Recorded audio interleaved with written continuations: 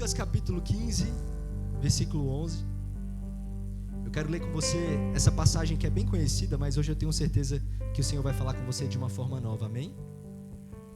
Lucas capítulo 15, versículo 11, diz assim: Jesus continuou: um homem tinha 2 filhos. O mais novo disse ao pai: Pai, eu quero a minha parte da herança. Assim o pai repartiu a propriedade entre eles. Não muito tempo depois, o filho mais novo reuniu tudo o que tinha, foi para uma região distante e lá desperdiçou todos os seus bens, vivendo desenfreadamente. Depois de ter gastado tudo, houve uma grande fome em toda aquela região e ele começou a passar necessidade. Por isso, foi empregar-se com um dos cidadãos da região, que o mandou para o seu campo a fim de cuidar de porcos. Ele desejava alimentar-se com as vagens de alfarrobeira que os porcos comiam, mas ninguém lhe dava nada. Pode deixar nesse aqui. Mas ninguém lhe dava. Vamos orar por essa palavra. Eu sei que você vai ficar triste. Muito triste esse versículo, né? Ninguém dava nada. Misericórdia, pastor. Você vai me dar uma palavra de ânimo hoje ou de tristeza? Calma aí que já vai chegar. Eu quero orar com você por essa palavra. Senhor, meu Deus soberano Pai, eu te agradeço por essa palavra que é viva e eficaz e não é minha, é tua, Jesus. Então fala com a tua igreja essa noite de acordo com a tua vontade. Nós queremos ouvir a tua voz mais do que qualquer outra coisa. Não se cala essa noite, Jesus, porque nós precisamos te ouvir. Fala conosco, rasga o céu essa noite, traz a tua presença. Pai, que eu suma, desapareça aqui de cena e seja a tua presença em mim, papai.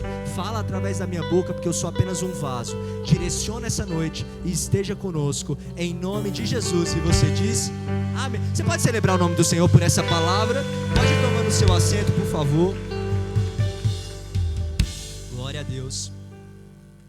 Gente, teremos que mudar mesmo, hein? Já não está mais cabendo a gente. Glória a Deus. Vamos celebrar o Senhor por tudo que Deus está fazendo aqui. Glória a Deus.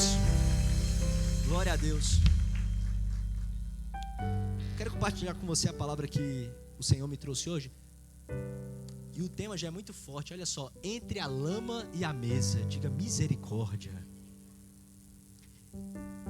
Essa história é muito famosa do filho pródigo. Eu acredito que muitos de vocês já devem ter ouvido. Quem já ouviu a história do filho pródigo? Quem já ouviu? Ela é muito usada e muito comentada. Enquanto eu vinha para cá, Deus me falava fortemente sobre essa mensagem que eu quero compartilhar com vocês. E tem uma coisa que é um perigo. Um perigo é se acostumar. Meu Deus. Gente, é um perigo se acostumar, porque quando você se acostuma com as coisas, você acaba tratando elas como se fosse qualquer coisa. Então, às vezes você está num casamento, você começa a tratar a mulher, eu já tenho costume e trata de qualquer jeito, perde, na verdade. E a gente começa a querer lidar com as coisas, só porque eu estou acostumado eu posso tratar de qualquer jeito, e não é bem assim que funciona. Na verdade, nós precisamos valorizar tudo aquilo que nós não queremos perder. Tudo aquilo que nós queremos manter ao longo da nossa vida é algo que merece ser valorizado, é algo que merece ser honrado, exatamente para não perder.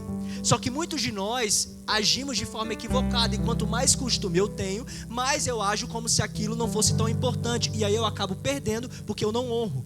E a palavra ensina que tudo aquilo que eu não honro, eu perco. Então eu preciso tomar cuidado para não perder, e para não perder eu preciso honrar. Você pode falar para quem está do teu lado: honre a presença de Deus. Fala, honre a Deus mais do que qualquer outra coisa. Nesse capítulo 15 de Lucas, nós vemos Jesus participando de um momento muito importante, porque a Bíblia já fala no versículo 1, antes dessa história do filho pródigo, que estavam se aproximando de Jesus os publicanos e os pecadores. Estavam se aproximando de Jesus os religiosos e os pecadores. Tinham 2 grupos de pessoas se aproximando de Jesus para ouvir nesse momento: aqueles que já sabiam das escrituras e das leis e eram religiosos, e aqueles que eram pecadores, faziam várias coisas e eram mal vistos pela sociedade. E quando se juntam aqueles 2 grupos, Jesus então começa a explicar sobre algumas parábolas muito importantes. Começa a falar sobre a dracma perdida, que talvez alguns de vocês já ouviram falar. Ele começa a falar sobre as ovelhas perdidas. Ele começa a explicar sobre isso, e depois ele vem e fala sobre o filho pródigo. Mas todas as parábolas que ele fala nesse momento começam a girar em torno da mesma coisa, de um pai que jamais abandona os seus filhos. Jesus começa a explicar para os pecadores e para os religiosos a mesma coisa. Eu vim para os meus e não importa em que momento eles estão. Se eles são os meus filhos, eu quero eles de volta na minha casa. Jesus começa a explicar para aqueles que se acham perfeitos, que tem algumas pessoas que ele gostaria de ter na mesa, independente da perfeição, porque ele ama os seus filhos. E começa a explicar para os pecadores que há um lugar de transformação, porque ele os ama e quer vê-los como seus filhos. Jesus é tão maravilhoso que ele não exclui ninguém do grupo, mas ele começa a ensinar como ele ama todo o grupo. Ele é lindo. Jesus, como eu gostaria de ter sentado. Quem gostaria de ter sentado com Jesus um pouquinho e ouvir Jesus? Meu Deus, é maravilhoso. Graças a Deus você pode ter Jesus todo dia agora. Porque todo tempo o Espírito Santo fala ao seu coração e pode se revelar na sua vida. Mas imagina nesse momento, Jesus chega e começa a falar e todo mundo para ouvir e fica ouvindo Jesus contando sobre a história, e aí ele começa a falar sobre o filho pródigo. E na história do filho pródigo, algo começa a me chamar muita atenção. Ele morava na casa do pai, ele tinha acesso a tudo na casa do pai, ele tinha uma identidade de alguém que tinha herança, de alguém que sabia ao que veio. Como muitos de nós já nascemos ouvindo palavras de: você é filho de Deus, você vai ser usado por Deus, você é alguém que foi chamado, eu quero que você caminhe na minha presença. E Deus vai falando ao longo da história, mas cada um ao longo da vida vai tomando uma decisão diferente. E quantos de nós fazemos como o filho pródigo? O filho pródigo está tão acostumado com a casa que ele começa a pensar: e se? Como deve ser lá fora? E se eu fizer diferente? E se eu aproveitar?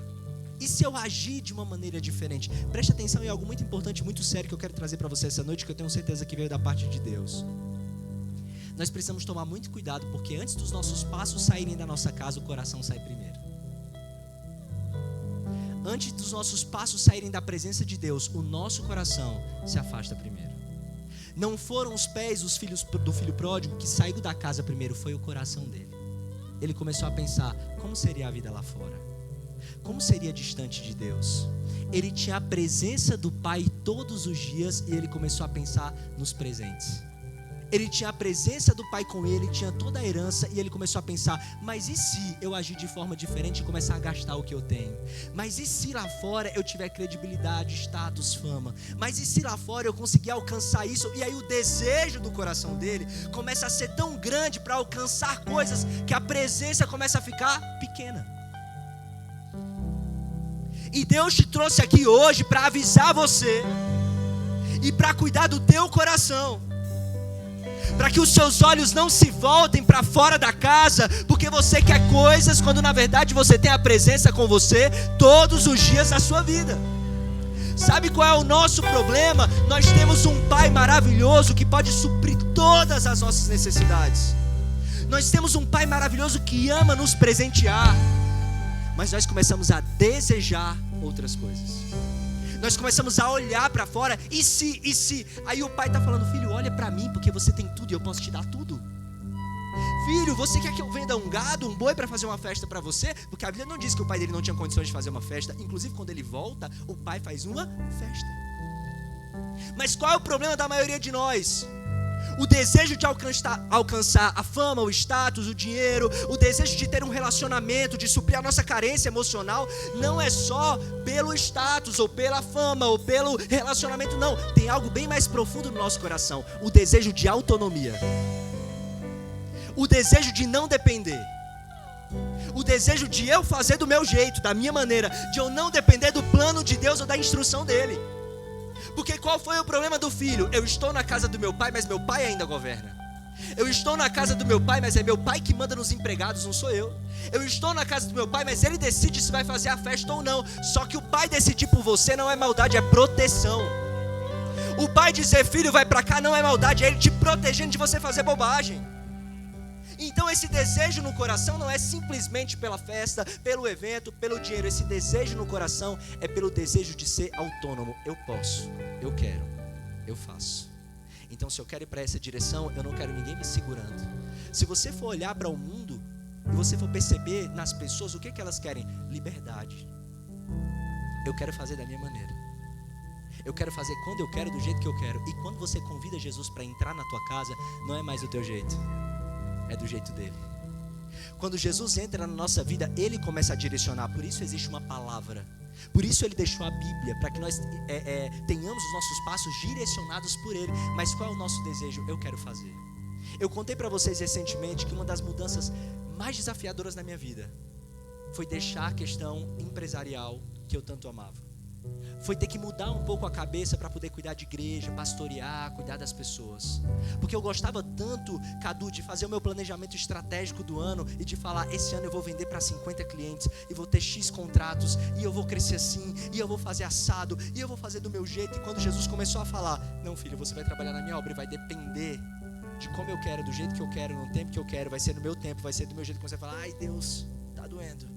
Filho, agora você vai desacelerar, porque agora eu quero que você trabalhe nisso. Ai Deus, eu não sei se eu gostei disso. Por quê? Porque eu gosto da dependência. É do meu jeito, é no meu tempo, é com o meu planejamento. Só que quando o pai tira do teu planejamento para ele fazer, não é porque ele quer te matar, é porque ele tem algo melhor para você. Você pode, por favor, avisar para essa pessoa, porque ela está quase chorando agora. Fala para ela, Deus tem algo melhor para você. Fala para ela, não se preocupa com o que você perdeu. Fala, Deus tem o melhor para você. Deus tem o melhor para você. Você pode celebrar o nome do Senhor, porque Deus tem o melhor para você. Meu Deus. Tem efeito agora de iluminação. Glória a Deus. Ele não disse assim, ó, eu odeio essa casa, eu quero ir embora. Ele disse, pai, eu quero a minha herança, porque eu quero viver do meu jeito. Ele não odiava a casa. Você não odeia a liderança. Você não odeia, tem uma mulher que você fala, minha mulher é insuportável, vive mandando em mim, não. Você quer fazer do seu jeito. E as mulheres estão tudo olhando, pastor, é para ele o culto hoje? É para você também, bonitão. É para vocês dois. Sabe por quê? A gente não gosta de ninguém falando o que a gente tem que fazer, como a gente tem que se comportar. E sabe o que você fala? Um monte de gente aí do mundo, eu não vou à igreja porque quer mandar na minha vida. Ninguém quer mandar na tua vida. Lê a escritura e isso já te ataca, porque você não quer depender de Deus. Só de você falar, você precisa andar certo, você já fala, eu não quero, por quê? Porque você quer andar do seu jeito. Só que andar do seu jeito vai te custar caro, porque Jesus te fez e Ele já tem o manual perfeito para a sua vida, e você teima em fazer do seu jeito. Aí o filho pródigo, é igual o marido que olha assim e fala, não, vamos agora lavar roupa suja de casa, vamos lavar. O marido olha para a mulher diz, não vai, olha, eu olhei para aqueles teus amigos e não gostei deles. Quem nunca? Eu acho que vai dar errado isso aí.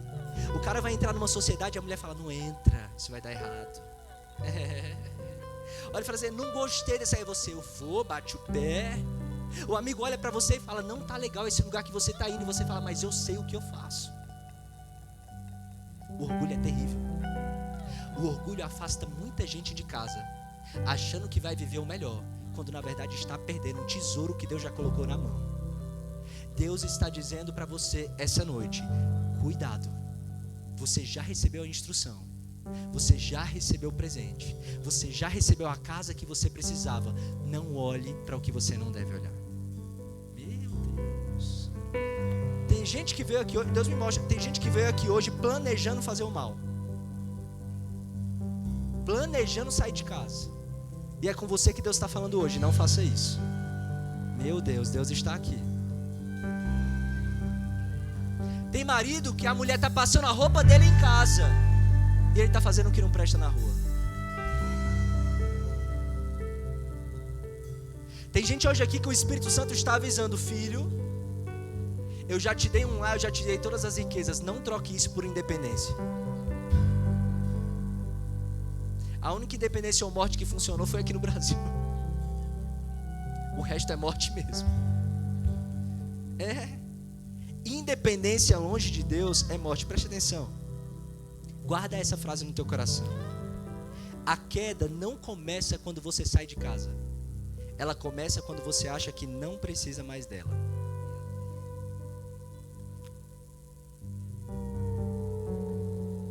A pessoa começa a dizer assim, ó, eu não preciso de tanto relacionamento com Deus. Para que orar todo dia? Para que ir para a igreja? Para que fazer isso? Não é religiosidade que eu estou falando não, tá? Nunca vi alguém que diz que não gosta de igreja, bate o pé, não caminha com pessoas de Deus, não participa de comunhão, dizer que está forte. Nunca vi. Tudo mentira. Tudo fica fraco, tudo vai embora, tudo se desvia, mas primeiro diz que é o bom. Eu sou tão inteligente que eu não preciso de igreja. Não preciso de ninguém para caminhar comigo. Depois quando você vai olhar, está caído. Já se afastou, já morreu. Nunca vi. Você precisa de pessoas, sim. Você precisa da sua mulher, do seu marido, dos seus amigos, gente de Deus que olhe para você e fale a verdade na sua cara. Mas é mais fácil andar com gente que apoia tudo que você faz, que bate nas suas costas e diz parabéns, lindão. Só que é nessa que você é ruim. Glória a Deus pelos amigos que falam a verdade para você. Glória a Deus pelas pessoas que te amam na sua casa. Glória a Deus pelas pessoas que te orientam no caminho certo. Glória a Deus por isso. Glória a Deus. O que o filho pródigo queria? O filho pródigo queria herança. O que significa herança, Marina? Recurso. Herança significa recurso. O filho pródigo começou a olhar para o que ele podia ter. E o pai em casa significa relacionamento. O filho pródigo começou a pensar no que ele poderia ter e menos no relacionamento. Aqui tem um segredo muito forte na Bíblia que acontece muito com amigos muito especiais e que eu sempre aconselho. O filho pródigo ainda não estava na lama nesse momento, mas o coração dele já estava na lama. Preste atenção, Monique. Porque quando você começa a achar que você não depende mais de Deus, que você pode fazer o que você quer e você vai embora da presença dele. Quando você começa a dizer, eu não dependo mais, aí você começa a se afastar, uma coisa começa a morrer em você. Começa a entrar em você um vazio e uma solidão.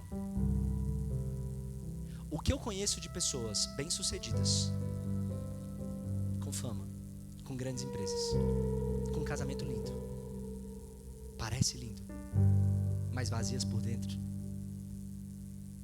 porque perderam a presença. Sabe o que é presença? Estar, relacionamento. É você olhar nos olhos. No retiro de casais a gente faz isso o tempo inteiro. A gente pede para os casais se olharem nos olhos. E aí alguns até no meio do retiro já enjoam. Falam, pelo amor de Deus, não quero mais olhar no olho. Passa o retiro inteiro. Alguns casais falaram, pastor, eu tenho 10 anos de casado. Tem 10 anos que eu não olho nos olhos do meu marido e da minha mulher.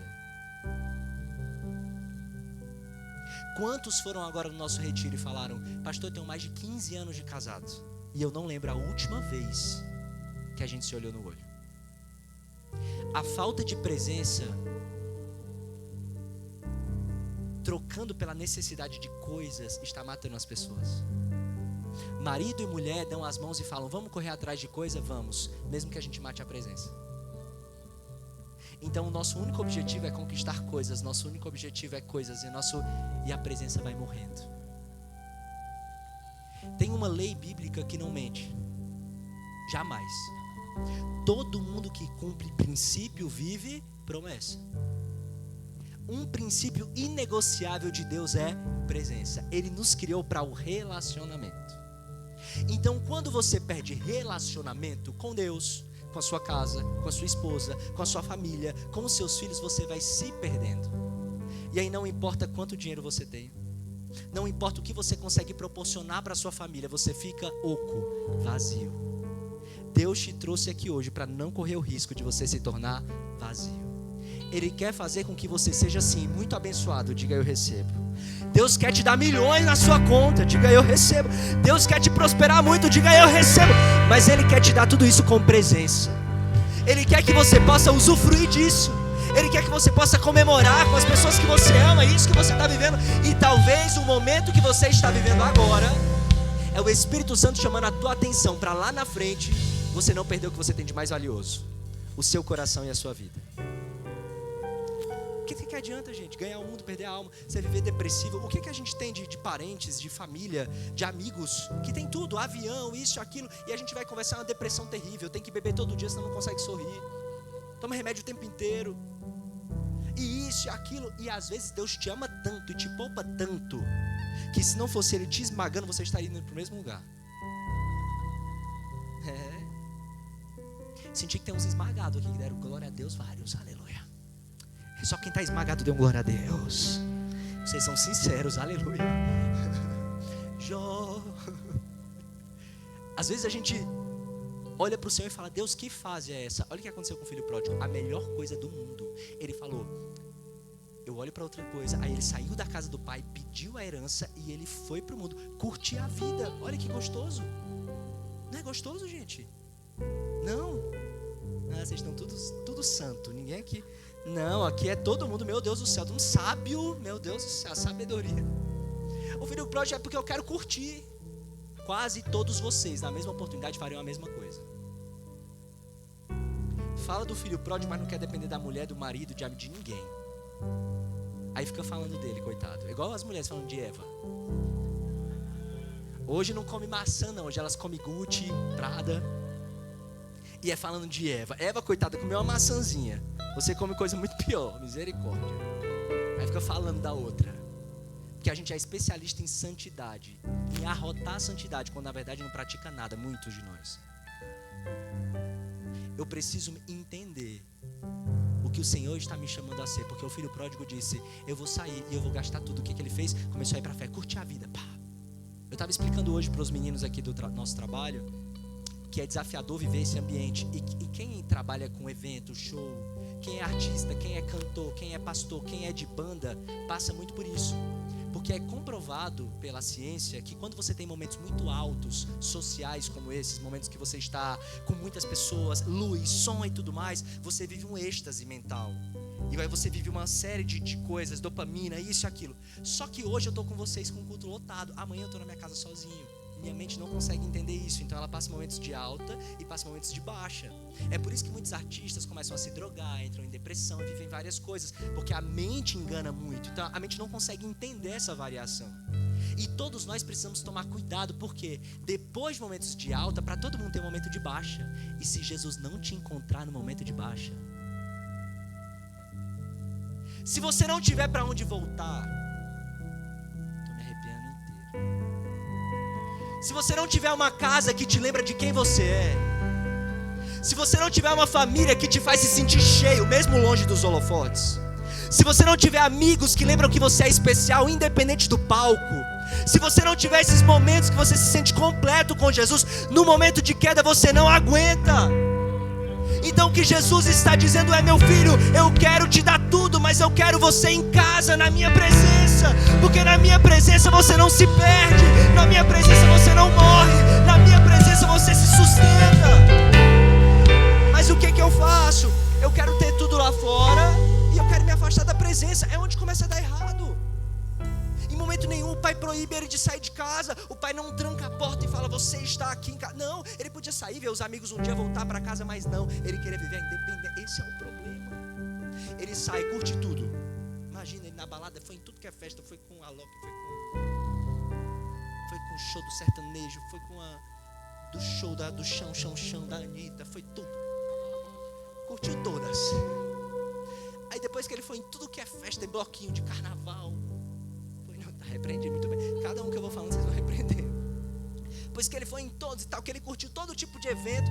Sabe o que você se depara com? Vazio. Porque só pai tem relacionamento. Só pai tem graça. Só pai tem amor. Por isso quando a pessoa está destruída, o que ele quer? O colo de alguém da família.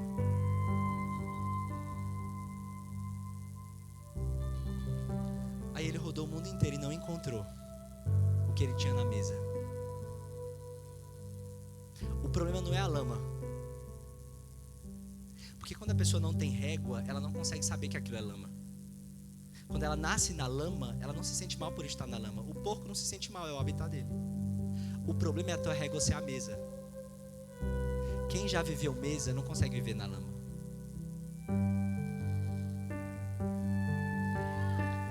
Você sempre vai sentir um vazio, porque quem já teve acesso à mesa não vai se acostumar com lama. É por isso que quando alguém fala assim, pastor, você orou, esses dias uma pessoa me cobrou. Eu me senti cobrado no Instagram, não foi? Eu orava por um artista e tal há muito tempo, e aí ele postou comigo no Instagram, que eu não gosto dessas coisas de ficar postando coisa com o povo, mas aí o povo posta, e aí quando o povo posta, saiu em todo que é lugar de notícia, fulano de tal tá se convertendo, tá aceitando Jesus. Aí eu fiquei doido, porque eu falei, meu Deus, vão começar a me criticar, e minha igreja desse tamanho vão acabar comigo. Aí, dito e feito no Instagram, esse pastor, não sei o que, tá, mas tudo bem, umas 2.000 pessoas lá aceitaram Jesus, glória a Deus. Aí esse artista começou a orar, começou a buscar Deus, mas ainda não veio pra igreja, não se converteu de verdade, não se batizou, não sei o que, tá naquela, tô namorando Jesus. E eu tô falando, tu namora, tu vai perder, vai pro inferno. Eu falo pra ele, tu vai pro inferno queimar junto com o cara. Falo pra ele. E ele, não, pastor, mas calma, não sei o que e tal, beleza. Aí quando foi esses dias, uma pessoa que viu, você lembra, amor? Meu story, e começou a me acompanhar, mandou mensagem. Você deveria ter orado mais pelo fulano. Se tivesse orado mais, ele estaria na igreja. Ó, o diabo. Falei, vai, eu te conheço, Satanás. Eu te conheço, capeta. Jesus chamava todos para a mesa. Senta aqui, filho. Ele perguntava: você está disposto a largar tudo e me seguir? Alguns diziam sim, e outros diziam, mas ele convidava todos para se assentarem à mesa. O que o filho pródigo fez? Foi embora. Desceu até o chão, subiu tudo, ficou doido, maluco. Perdeu tudo. O que aconteceu? Isso aqui é uma parte da mensagem que eu quero que fique gravada no seu coração. O ambiente em que ele estava mudou o paladar dele.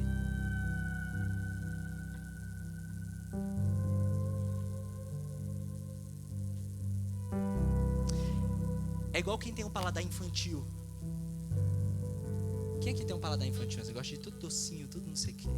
De manhã tem que ser tódico, Nescau e coisa. Danone, iogurte, não sei o que. É verdade. Os filhos da avó, tódico, não sei o que. Minha sogra, quando me conheceu, a minha sogra acabava comigo. Minha sogra me ensinou a andar no lugar certo. Minha sogra dizia: meu filho, você tem que refinar seu paladar. Eu odiava, porque eu falava: meu Deus, como é ruim. Você tem que refinar, você não sabe comer nada bom. E ela falava: você tem que aprender a tomar café. Como que um homem de negócio não toma café? Já também me conheceu, eu tinha 18 anos, minha sogra. Você tem que aprender a tomar café. Aí eu aprendi a tomar aquele negócio ruim, hoje eu amo, sou especialista em café. Aí ela falou: meu filho, você tem que aprender a comer carpaccio. Primeira vez que eu comi carpaccio, eu cuspi todo no guardanapo. Falei: que negócio horrível. Acostumado só com arroz e feijão, pobre.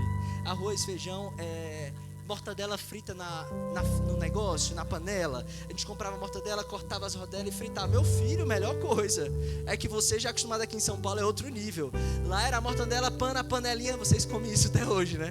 Na panelinha e tal, colocava no pão, meu Deus, maravilhoso, era isso. E aí eu conheci minha sogra, outro nível, minha esposa, outro nível. Elas queriam que eu acostumasse. O paladar foi mudando. A gente tem que tomar cuidado, porque assim como o paladar muda para coisa boa, muda para coisa ruim. E dependendo de onde você está, a tua régua desce. E não é porque tua régua desceu e teu paladar ficou ruim que aquela comida é boa. Às vezes vai acabar com você, mas o teu paladar mudou por causa do ambiente que você está. O que Deus está falando? Cuidado com o ambiente, porque ele muda o teu paladar. Cuidado com as pessoas que você se envolve, porque muda a tua régua do que é bom e do que é ruim. Aí você começa a se acostumar com o que não presta. Começa a aceitar pouco, porque a tua régua mudou. Aí assim, é igual aquelas mulheres que começam a se relacionar, começam a namorar. Aí o primeiro cara que ela namora é tão ruim, mas é tão ruim. É tão ruim que se o outro vier não tá me batendo, tá bom. É igual aquele povo que às vezes começa a trabalhar, o patrão é tão ruim. Gente, o primeiro emprego que eu tive era terrível. O primeiro emprego que eu tive, eu nunca vou esquecer. Numa gráfica, eu tinha 15 anos de idade. Na verdade, eu comecei a trabalhar com 12. Mas com 15 anos eu estava em uma gráfica. 14, 15. Eu fazia design gráfico, na gráfica e tal. O meu patrão... É que assim, gente, a minha carinha, eu era lourinha, assim, cara do Playboy. Eu acho que ele tinha raiva de dizer: eu vou acabar com esse Playboy aqui na minha empresa. Aí eu tava lá no computador fazendo design gráfico. Ele passava assim, ó. Ele jogava diante do pai. Ele jogava o café do meu lado e dizia: vai pegar um pano e limpar. Oi? Aí eu reclamo de ti, né, amor? Tu é uma linda, tu é um anjo. Minha filha, eu já não reclamo de nada. Hoje essa aqui, minha esposa me forja. Vocês acham que vocês precisam criticar o culto? Jamais. Mas na minha casa já tem tudo isso, aleluia. E ela fica... Aí o povo comenta no meu Instagram achando que vai me abater. Meu amigo, eu sou casado com a Tainara. Meus lindos. Meu querido, nada me abate. Eu tô aqui forte no Senhor. Quando eu chego em casa, ela precisa gritar desse tanto. Ninguém é surdo. O som tá ok. Ela... Sendo que ela só ouve de um ouvido. Eu tenho que gritar em casa. Aqui não pode, aleluia. E aí... Presta atenção. E aí ele me ensinou dessa forma. Aí eu comecei a trabalhar no governo do estado de São Paulo. Quando eu trabalhei lá, gente, eu era assessor de comunicação, mas rapaz, o povo era muito ruim, misericórdia. O pastor só faltava me agredir. E eu tinha vindo do Maranhão, eu não sabia que o povo tinha esse preconceito todo, não. O pessoal falava assim: você não tá no Maranhão, não. Eu falava: xenofobia. Não posso nem denunciar que eu preciso do dinheiro. E aí... Mas eu comecei a aprender, gente, o quanto que eu cresci. Se você souber pegar tudo que você viveu para te forjar, para aprender, cara, você se torna um ser humano incrível. Você se torna alguém abençoado. Se você souber pegar para alguém, porque tem gente que pega as situações e fica amargo. O ambiente que você está pode te fazer se acostumar com o paladar. Ou você pode ensinar para eles sobre a sua casa. Eu me lembro que no governo, e o povo tentava de tudo, porque pensa no povo, misericórdia, meu irmão. Pense onde o inferno habitava. O povo era terrível. E eu dizia, vamos orar. O povo quer orar. Sai, capeta, o capeta é tu que não ora. Eu falei, vamos fazer oração. Aí eu lembro que quando passou uns 2 anos lá, o povo, aí eu comecei a pensar nisso de ser pastor, porque começaram a me chamar de pastor. Aí o povo começou, pastor aqui, não sei o que e tudo mais. Mas todo mundo pediu oração. Na hora que dava ruim, morreu um de casa, vem orar por mim. Eu falei, agora tu quer que eu ore? Na hora que dava problema na família, pastor, vem aqui que deu problema na família, agora eu vou, bonito. Mas fazer a diferença onde estava. Então, dependendo de como você é, você pode mudar o ambiente, você pode ser moldado por ele. O que o filho pródigo fez? Se afastou de casa onde tinha comida, onde tinha o melhor. Começou a se acostumar com a régua lá embaixo. Começou a ficar com tanta fome que até a lavagem dos porcos era alimento para ele. Pastor, o que Deus está falando para mim? Será que você não tem uma casa, um pai maravilhoso que pode te dar tudo? Mas você está acostumando com a régua lá embaixo, com a lavagem dos porcos, porque você esqueceu de onde você veio. Que você esqueceu do que você tem em casa. Você esqueceu que a palavra que Deus te liberou há muito tempo atrás foi: você vai ser usado para algo sobrenatural. Eu vou mudar a tua história, a história da tua família. Eu vou te colocar em lugares altos. Filho, eu te chamei com identidade de filho. Eu te chamei para governar. Eu te chamei para viver o melhor dessa terra. Aí o bonitão, na primeira experiência que deu, ai meu Deus, agora eu só mereço comida de porco. Não, você tem casa, você tem pai, você tem identidade, você tem um lugar. A Bíblia diz que em um certo feito, o filho pródigo estava lá, comendo com os porcos, quando de repente ele caiu em si. Diga para quem está do seu lado, caia em si. Sabe qual é a melhor coisa que às vezes Deus pode fazer? Permitir que você coma com os porcos. A melhor coisa que Deus pode fazer às vezes é te tirar tudo. A melhor coisa que Deus pode fazer com algumas pessoas é te afastar de tudo que te dá confiança. Porque com confiança você só foi para longe. Com confiança você só se perdeu. Com confiança você jogou tudo fora. E às vezes Deus permite perder tudo, comer com os porcos, para você poder olhar para a casa de onde você nunca deveria ter saído. Que casa é essa, pastor? A alegria que você tinha quando você caminhava com Jesus. A alegria que você tinha quando Ele era a sua força e a sua fortaleza. A alegria que você tinha quando você era um sonhador, uma criança, dizendo: eu posso, Deus pode, Deus é, Deus faz. É nesse lugar que Deus quer você de volta. Vamos celebrar o nome do Senhor, pelo amor de Deus. Meu Deus. Não, gente, não precisa piscar não. Não pisca não, deixa assim. Glória a Deus. O povo já critica a gente que é parede preta. Aí vocês fazem a boate, eu estou na roça. Vão cortar o trecho, falar que aqui é boate, parede. Me ajuda aí, cara. Preste atenção. Aí eu, não, pelo amor de Deus, já grito. Já é parede preta, vai dar ruim aqui. Aí o filho pródigo cai em si. Gente, a lágrima de vocês voltou agora, né? O filho pródigo cai em si.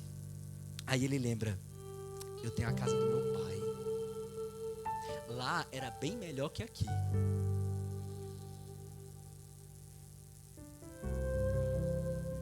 Mas é um abençoado. Vontade de agredir. Podia ter ficado na casa, mas fez besteira. Só que sabe qual é a melhor coisa? Você fez besteira, mas você se arrepende. A diferença de Judas e de Pedro. Arrependimento genuíno te leva para um lugar de transformação. E Pedro, apesar de ter errado, se transformou num dos maiores evangelistas, ganhadores de alma, porque se arrependeu. É a diferença de Judas, que ao invés de se arrepender só teve remorso, morreu. Sempre tem espaço para quem se arrepende.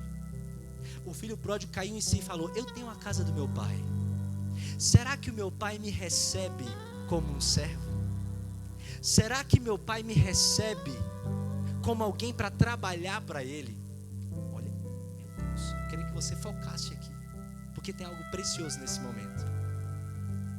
Eu não sei o que o pai dele fez, mas eu imagino pela história que o lugar dele na mesa ainda estava lá. Pela história, eu imagino que o pai dele, nos dias de hoje talvez, orasse por ele todo dia, dizendo: um dia meu filho vai voltar. Pela história, talvez o pai dele tinha deixado um lugarzinho na mesa e profetizava o tempo inteiro, pastor Amor, e declarava: um dia meu filho vai cair em si e vai voltar para casa. Glória a Deus, porque você tem pessoas que não deixam de orar e de acreditar.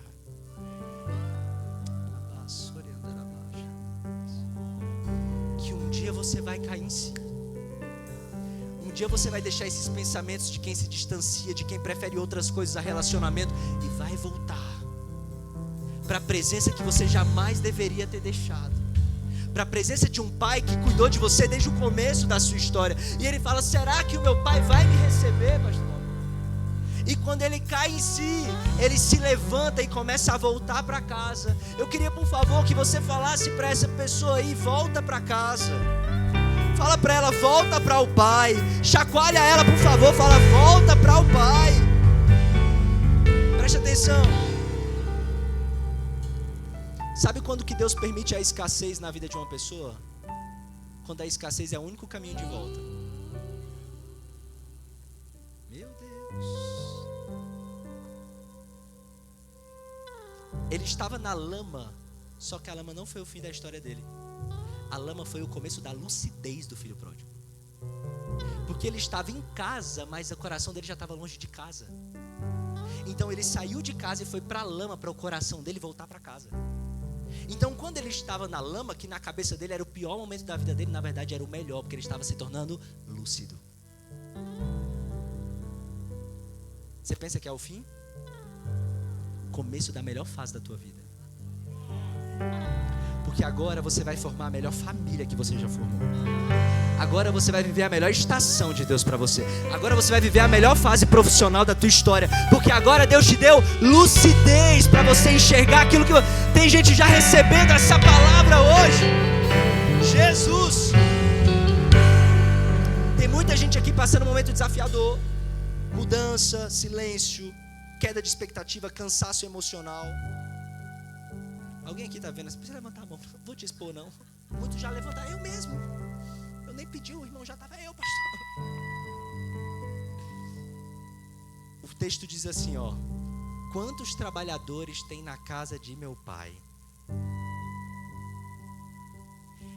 Quando o texto diz isso, quantos trabalhadores tem na casa de meu pai, eu imagino ele sentado na lama e a memória dele indo em casa. E ele pensando no cheiro da mesa, do irmão correndo para conversar com ele, do cafezinho saindo, do queijinho na mesa com bolo de milho. Eu gosto do bolo de milho. Do pai conversando com ele na mesa, falando: filho, como você está hoje? E ele com aqueles porcos sozinho, lembrando de tantos momentos que ele era realmente feliz.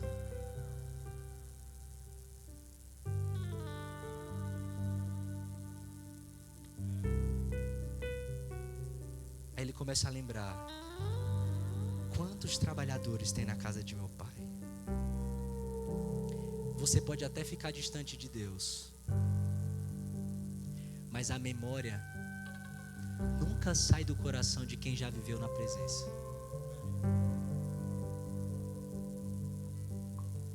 Meu Deus. Eu não consigo viver longe de Jesus, porque para qualquer lugar que eu vou, não se compara com a presença dele. Você pode me colocar na melhor mesa, não se compara com estar aqui com vocês. Ah, pastor, mas essa mesa pode te dar alguma coisa. Me dá o quê? O que é melhor do que isso? Não tem como. Você pode ir para qualquer lugar, Jesus sempre vai te puxar de volta, porque tem uma coisa te atraindo para Ele. Tem uma presença que você nem sabe, mas que pulsa quando você está perto. É a presença de Jesus. É por isso que Deus te trouxe até aqui. No dia de hoje, Jesus está te reposicionando. Porque tem muitos aqui que falaram assim: Jonathan, eu não vou mais. Não quero mais saber de ministério, não quero mais saber de pastor, não gostei do que fizeram comigo, agora eu vou ficar distante. E Jesus: meu filho, você não consegue ver longe da casa. Meu filho, você é meu, eu não deixo você estar em outro lugar senão na minha presença. Eu amo você e essa presença é o lugar onde você vai ser feliz de verdade. É nesse lugar onde você tem alegria. Meu Deus. Aí às vezes vezes você pensa, eu estou perdido, eu estou com um problema financeiro, eu estou com isso, eu estou com depressão. E às vezes isso é só saudade. Oh, meu Deus. Às vezes é só saudade de casa, de que você sente quando ora, do que você sente quando Deus vai pertinho assim, falar no seu ouvido, te contar segredo. Às vezes você tem saudade de ter paz, de dormir tranquilo. E tudo que aparece para você é só um sintoma de uma causa bem mais profunda. A pior dor para o filho pródigo não foi a lama, foi a saudade da mesa, a lembrança da mesa. Aí o texto conta algo maravilhoso. Ele lembra da casa do pai, cai em si e decide voltar. Meu Deus. Você pode colocar aqui na tela Lucas 15, 20. Lucas 15, 20. Ele decide voltar e a Bíblia diz assim: a seguir levantou-se. Diga, levantou-se. Diga para a pessoa que está do seu lado, levante-se. E foi para o seu pai. Ele ainda estava longe quando o pai o viu, o qual, movido por compaixão, correu. Meu Deus. Abraçou-o fortemente e ternamente o beijou.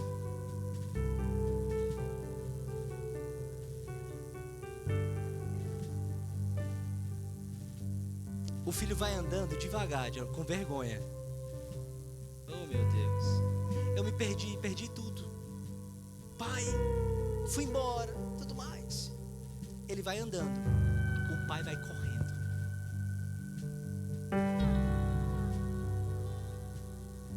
Meu Deus, Jesus, que presença maravilhosa. O que Deus está dizendo para alguns de vocês é: eu só preciso que você levante e dê um passo, porque correr por você, quem vai sou eu. Fazer todo o resto, quem vai sou eu. Trabalhar por você, quem vai é Deus. Fazer por você, quem vai é Deus. Trabalhar pelo que você precisa, quem vai é Deus. A única coisa que Ele quer é que você levante e vá ao encontro dEle. Nem que seja rastejando, nem que seja morrendo, nem que seja chorando. Ele quer que você vá para a presença dEle. Meu Deus do céu, que Jesus maravilhoso. Meu Deus.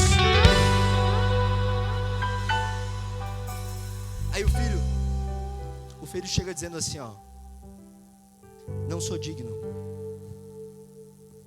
Ai, gente, como essa história eu posso ler 10 vezes que eu vou chorar as 10 vezes. Toda vez que eu leio o filho pródigo eu me emociono. Porque não existe um Deus tão maravilhoso como o nosso. Eu fico imaginando o filho chegando todo sujo, cheio de lama. Todo mundo da cidade falava dele: esse aí gastou tudo do pai, esse aí é uma vergonha, esse aí perdeu tudo, esse aí tá cheio de pecado, esse aí tá todo sujo. Ele vai chegando e o pai não pede relatório para ele. O teu papel não é pedir relatório de quem entra pela porta da igreja. O teu papel não é saber onde ele rodou, o que aconteceu com ele. O teu papel é lembrar a identidade dele. Quando ele chega todo sujo, o pai não fala: me dá o relatório e se lava primeiro. O pai corre, agarra o filho. Não importa a roupa que ele está, não importa o quão sujo ele está, o pai abraça o filho. E o pai fala: que bom que você voltou. Ele está se sentindo órfão, mas o pai lembra da identidade dele: você é meu filho. Ele está se sentindo órfão, o pai já chama ele de filho e fala: meu filho, que bom que você está de volta em casa. O pai chama todos os empregados. Passa o próximo versículo aí para eu contar para eles. Na Bíblia, o filho disse: pai, eu pequei, não sou mais digno de ser chamado teu filho. Que é como você fica. É por isso que você fica prostrado. Porque muitos ficam o tempo inteiro: eu não sou mais filho, eu sou órfão porque eu fui embora, porque eu fiz isso ou porque fez aquilo. Você era até Jesus derramar o sangue por você. Depois que Jesus derramou o sangue por você, acabou, você é lavado no sangue dele. Olha o que acontece no próximo, vamos lá. Contudo o pai disse aos seus servos: depressa, tragam a melhor roupa. Meu Deus. Tragam a melhor roupa, vistam no meu filho, Porque não importa para onde ele foi, ele é meu filho. Não importa onde ele pisou, essa casa é dele. Não importa se ele se perdeu, ele tem identidade. Eu gerei ele, eu tenho sonho para ele. Eu lavei o meu filho, ele é meu. Meu Deus, coloque-lhe um anel no dedo. O que significa anel? Autoridade. Devolvam a autoridade que ele perdeu. É pra gente que diz que nunca mais vai ter moral porque isso aconteceu com ele. É pra gente que diz que nunca mais vai dar certo porque aconteceu algo com ele. Jesus devolve o anel, autoridade pra tua vida. Coloque um anel no dedo e calçado nos pés. Agora meu filho vai começar a caminhar diferente. Agora ele vai viver um novo tempo. Próximo versículo. Tragam um novilho gordo e matem-no. Vamos comer? Aí tem gente que fala assim, ó: não, pastor, Deus até vai me perdoar, mas me dá o que ele me deu antes, nunca mais. Matem o boi, vai ter festa para ele. Não, Jesus não só restaura a identidade, ele faz você viver em festa de novo. Faz você viver a alegria de novo. Só que a alegria de um jeito diferente. A alegria que não passa no outro dia. A alegria eterna. Tem gente celebrando aqui, meu Deus. Olha o próximo versículo. E aqui a gente vai finalizar. Pois este meu filho estava morto e voltou à vida. Ele estava perdido e foi achado.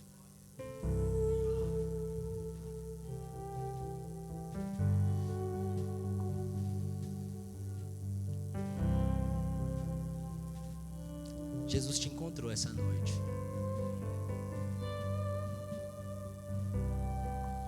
Você veio com alguém que é amado por Deus, olha bem no olhinho dele e fala: Jesus te encontrou essa noite.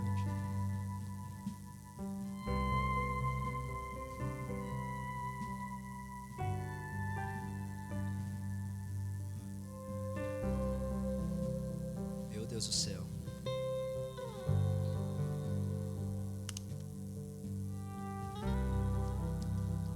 Eu quero finalizar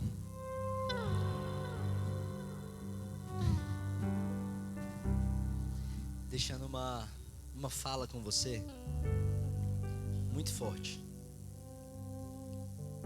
Vem aí, uma coisa muito forte. Quem lembra dessa? Preste atenção.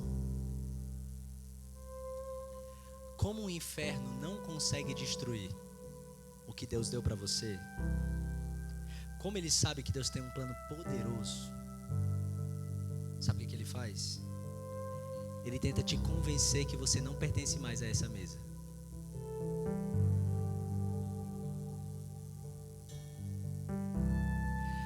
Como o inferno não consegue apagar o plano que Deus tem para a sua vida, ele te convence que você não tem mais lugar em Deus. Ele te convence que você não consegue mais. Que aquilo que já foi, passou e que agora você nunca mais vai viver o mesmo. É por isso que o tempo inteiro Jesus fala sobre restauração do relacionamento, da mesa, da identidade. Você não só pode, como você vai viver o melhor.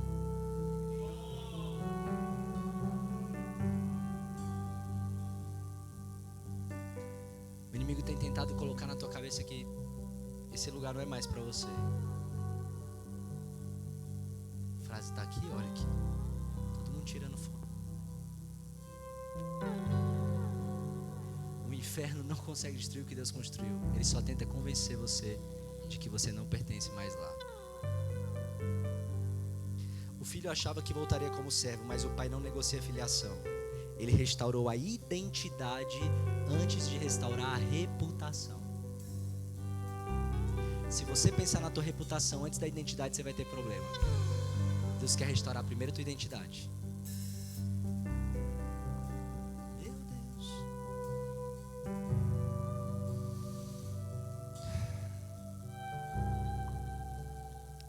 Como Jesus sabia, pastor Valmor, que nós frequentemente nos afastamos da mesa, Jonathan? Como Deus sabia disso? A Bíblia fala que Ele mandou o seu único filho para morrer na cruz, para que todos tivessem um lugar, para que ninguém dissesse: eu não posso mais voltar a essa mesa. Através de Jesus, todos podemos ter um lugar nessa mesa de Jesus. Não deixa o inimigo dizer que você não tem essa identidade. Hoje Jesus está te convidando a ter ousadia nele, a voltar falando, eu sou filho. Não é porque eu vaguei que eu não tenho lugar. Eu estou de volta em casa. Pode preparar que o filho está de volta. O filho está de volta. Eu tenho direito à herança do meu pai. O meu pai me deu esse direito na cruz do Calvário. E o sangue de Jesus ainda é mais poderoso do que qualquer outra coisa. E ele nos deu esse direito na cruz. Então eu quero convidar hoje você que é filho para ficar de pé nesse momento.